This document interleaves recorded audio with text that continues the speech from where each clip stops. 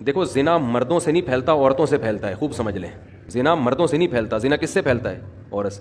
مردوں کی ہمیشہ سے نیچر رہی ہے عورت کی طرف مائل ہونا. بہت کم ہوتے ہیں جو اپنے آپ کو بچاتے ہیں، لیکن عورت کی طبیعت میں اللہ نے حیا اور پردہ رکھا ہے. وہ مرد کو اپنے قریب نہیں آنے دیتی، اس کی طبیعت میں وہ شہوت نہیں ہے.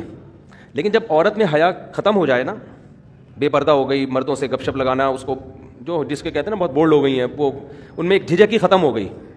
جو ایک مرد سے عورت میں حجاب اللہ نے رکھا ہے کہ وہ مرد سے بات کرتے ہوئے ہچکچاتی ہے، جب یہ ہچکچاہٹ ختم ہو گئی تو اب جب عورت تک پہنچنا آسان ہو جائے نا، تو عورت خود اس کو رکاوٹ نہ ڈالے تو پھر بچنا، پھر چند فیصد لوگ ہی بچ پاتے ہیں. اس کی میں آپ کو مثال دیتا ہوں. قرآن نے یہ تو بیان کیا ہے بڑے اہتمام سے کہ یوسف علیہ السلام کو عورت نے دعوت دی، مگر یوسف علیہ السلام اس کے قریب نہیں گئے. یہ بہت بڑا کمال تھا نا پیغمبر کا. لیکن اس کی مثالیں کہ مرد دعوت دے رہا ہو اور عورت بھاگ جائے، یہ کوئی بڑا کمال نہیں سمجھا جاتا. کمال جب سمجھا جاتا ہے جب خوبصورت عورت کسی مرد کو دعوت دے اور مرد اس دعوت کو اللہ کے خوف کی وجہ سے ریجیکٹ کر دے. کیونکہ مرد کی طبیعت مائل ہوگی، چاہے وہ میرڈ ہو چاہے ان میرڈ ہو، وہ مائل ہوگا اس کی طرف. لیکن ایسا اس کے برعکس نہیں ہوتا کہ مرد عورت کو دعوت دے رہا ہو، عورت بھاگ جائے تو اس کو کوئی پروٹوکول دیا جا رہا ہو، یار کیا نیک عورت ہے، ایک مرد آیا تھا اس کو دعوت دے رہا تھا اور یہ بھاگ گئی. وجہ کیا ہے کہ اس نے وہی کام کیا جو اس کی نیچر ہے. وہ اتنی جلدی مرد کی طرف مائل بولے نا.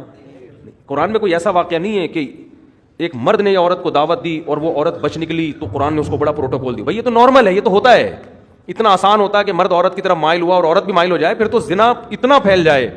کیونکہ مردوں کو تو ہر دوسرے بازاروں میں جاتے ہر عورت اچھی لگ رہی ہوتی ہے نا، ہر دوسری عورت. وہ کیوں اس سے رابطہ نہیں کرتے؟ ان کو پتا ہے کہ وہ لفٹ نہیں کرائے گی، وہ نہیں کرائے گی لفٹ. اس کو گھیرنا آسان کام نہیں ہے.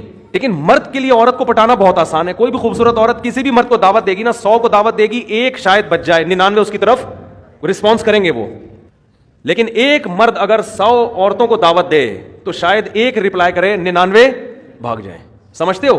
لیکن جس معاشرے میں یہ الٹا ہو جائے نا، بس وہ معاشرہ تباہ اور برباد.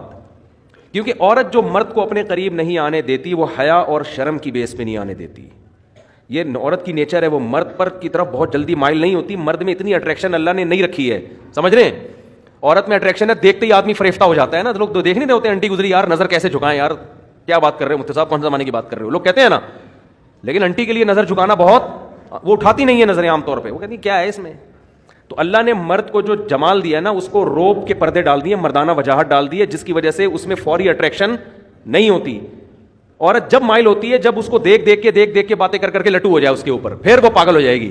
نارملی وہ پاگل نہیں ہوتی، سمجھتے ہو؟ لیکن جب حیا ختم کر دیا آپ نے، مردوں سے میل جول کی اس کو اجازت دے دی آپ نے، تو پھر اس کو کسی مرد کو سمجھنے میں بہت